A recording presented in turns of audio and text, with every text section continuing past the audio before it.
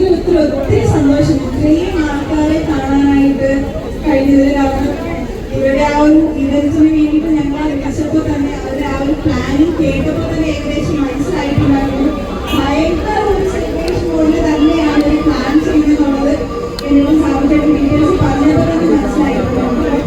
ഇത്രയും ഒരു ക്രൗഡില്, ഇത്രയും ഒരു സോഷ്യൽ മീഡിയ സപ്പോർട്ടില്, ഇത്രയും ഗസ്റ്റിന്റെ സാന്നിധ്യത്തിലാകുമ്പോൾ എന്തോരം വലിയൊരു പ്ലാനിങ്ങിന്റെ ഭാഗമാണ് അതെന്നുള്ളത് മനസ്സിലാവുന്നു. അതിൽ ഒരുപാട് സന്തോഷം. കാരണം ഞാനിവിടെ വന്നു നിന്നപ്പോൾ പറയുന്ന ഒരു സ്പീച്ചിൽ കേട്ടു, ഞാനും ലക്ഷ്മിയൊക്കെ ആണെങ്കിലും ഇവിടെ ഒരു ഗസ്റ്റായിട്ടല്ല വരുന്നത്, ഇവിടെ ഫാമിലി മെമ്പർ ആയിട്ട് തന്നെയാണ്. അതിൽ ഒരുപാട് സന്തോഷമുണ്ട്. കാരണം അത് ഒരിക്കലും ഒരു പ്രൊമോഷൻ ബേസിലോ അല്ലെങ്കിൽ ചുമ്മാ ഡയലോഗിന് വേണ്ടിയിട്ട് പറയുന്നതല്ല. ഇവിടെ പഴയ ഷോറൂമിൽ എപ്പോഴുള്ള വിസിറ്ററാണ് ഞാൻ. എനിക്കത് പറഞ്ഞു അതനുസരിച്ചാണ്.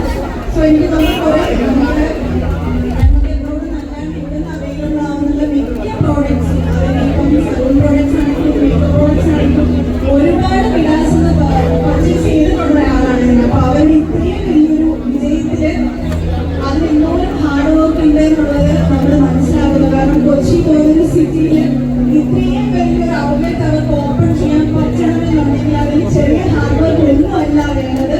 അതിനൊരു ആക്സെപ്റ്റ് പറയണം. കാരണം അത്രയും ഹാർഡ് വർക്ക് ചെയ്താൽ മാത്രമേ ഇത്രയും കോമ്പറ്റീറ്റീവ്സ് ഉള്ള ഒരു ഫീൽഡിൽ അവർക്ക് ഇത്രയും വിജയിക്കാൻ പറ്റുള്ളൂ. അപ്പോൾ ആ ഒരു സന്തോഷത്തിൽ പങ്കുചേരാൻ കഴിയുന്നത്, ഒരു പാർട്ടാവാൻ കഴിയുന്നത് ഒരുപാട് സന്തോഷം. നിങ്ങളുടെ ആ ഒരു സന്തോഷത്തിൽ ഈ ഒരു ഫാമിലി മെമ്പറിനെ മറക്കാണ്ട് ഇൻവൈറ്റ് ചെയ്തതിന് എല്ലാവരും ആരൊക്കെയാണോ നമ്മുടെ പേര് സജസ്റ്റ് ചെയ്തത് അവരോട് എല്ലാവരോടും ഹൃദയത്തിലെ ഭാഷയിൽ നന്ദി പറയുന്നു.